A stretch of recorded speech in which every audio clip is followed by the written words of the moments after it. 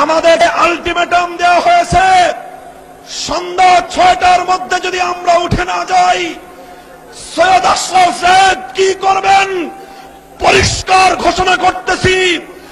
আজ রাত্রের পরে আপনারা কোন পথে পালাবেন সেই পথ দেখার চেষ্টা করুন।